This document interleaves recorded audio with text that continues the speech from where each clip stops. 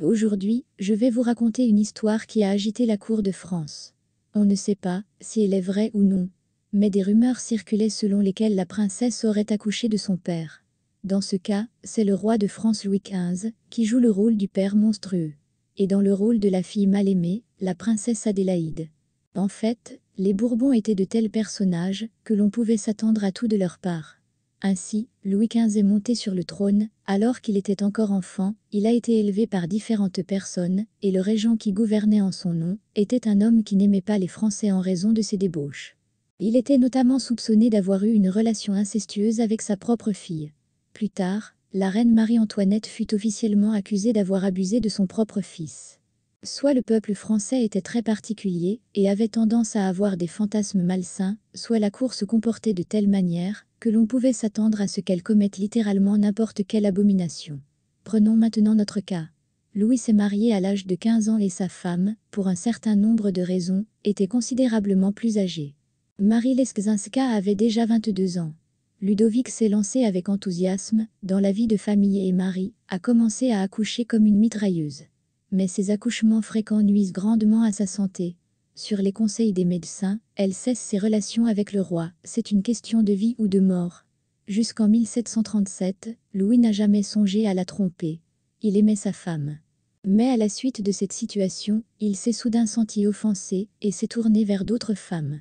Cependant, comme il s'est avéré après sa mort, lorsque le roi a soudainement été inconsolable, il s'est avéré qu'il l'aimait toujours et encore. Parmi ses maîtresses, il y en eut de longues et célèbres, mais aussi d'éphémères. Être la maîtresse d'un roi était honorable. La maîtresse était à la place de la reine, en fait, un personnage qui influençait littéralement tout, et sur la politique, y compris. Par conséquent, le roi pensait parfois qu'il choisissait lui-même les dames, mais en fait, il y avait des batailles et des intrigues dans les coulisses pour lui glisser telle ou telle dame. Il faut noter que la morale publique, aussi étrange que cela puisse paraître, existait. Et le comportement du roi était religieusement inacceptable. Il le savait, mais il a résolu le problème simplement. Il a cessé de confesser ses péchés. En d'autres termes, les doubles standards fleurissaient à la cour et le roi lui-même les générait. La relation entre Louis et Madame de Pompadour, la plus célèbre de ses maîtresses, n'a été dense que pendant 5 ans. Ensuite, la Pompadour a commencé à avoir des problèmes de santé et a formé une sorte de vide dans la vie personnelle du roi, car la Pompadour a suivi la voie de Leszczyńska dans ce domaine. Et pendant cette période, Louis est soudainement attiré de manière inhabituelle par sa fille Adélaïde. Pourquoi Adélaïde? Adélaïde avait 18 ans à l'époque, elle n'était plus une enfant, et avait son propre jugement. Elle était la plus belle de toutes les filles de Louis. Elle a été élevée non pas avec les filles cadettes, dans un couvent, mais au château de Versailles, avec les enfants aînés du roi. Louis la connaissait bien et depuis longtemps. Quant aux filles aînées, l'une d'elles était mariée.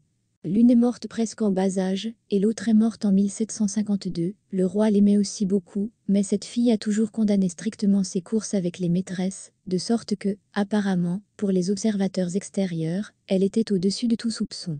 Adélaïde était intelligente, pleine d'esprit, participait dès l'enfance, grâce à l'emplacement, à la vie de la cour, et accompagnait constamment son père à la chasse, qu'il adorait.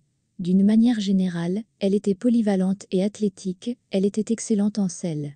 Au XVIIIe siècle, les jeunes filles pâles et infirmes n'étaient pas encore à la mode, on appréciait les femmes fortes, pleines de sang et physiquement actives. C'est ainsi qu'apparaît soudain une telle fleur à côté du roi qui se languit.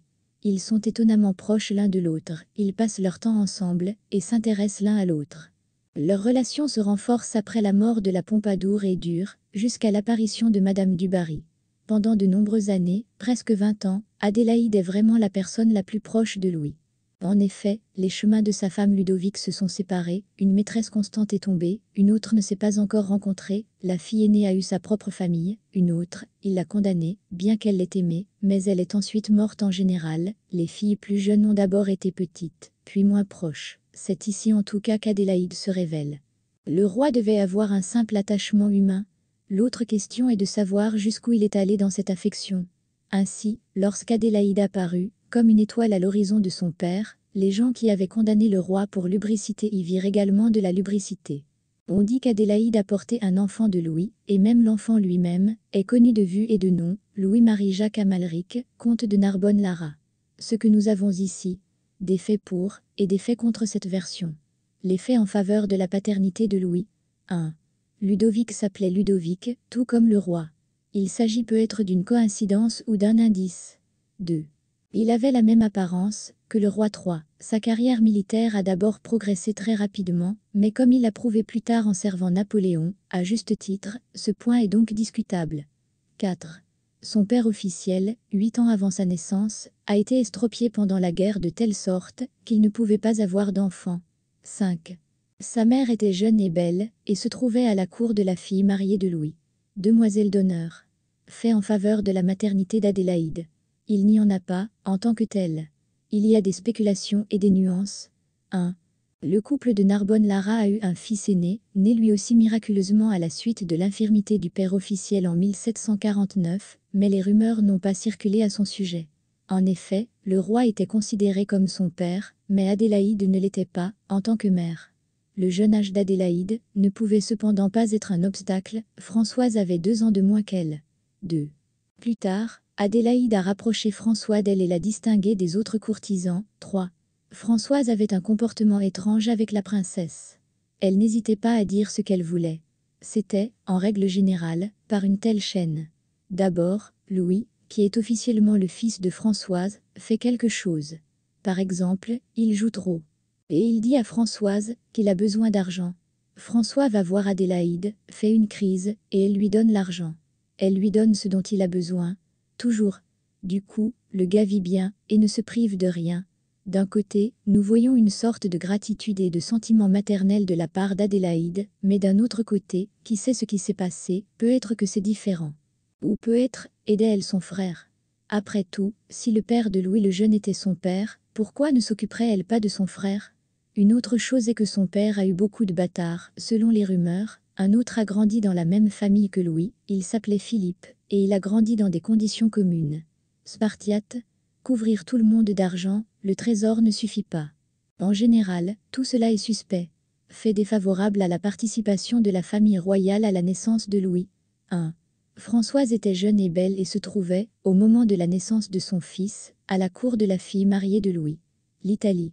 Très loin de Louis XV, même si, bien sûr, si sa maîtresse venait visiter sa famille et sa patrie, elle pourrait l'accompagner. 2. Il s'agit d'un délire collectif et toutes les spéculations sont le fait de personnes à l'imagination malsaine. Et cela pourrait être le cas.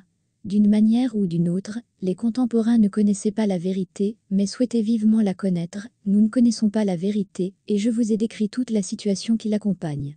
Et cela s'est terminé ainsi, tout le monde est mort. Le roi de la Variole, Adélaïde en exil, le dernier de sa famille, le comte Louis de Narbonne-Lara du typhus. Françoise a survécu à tout cela. Mais elle n'a jamais révélé ses secrets.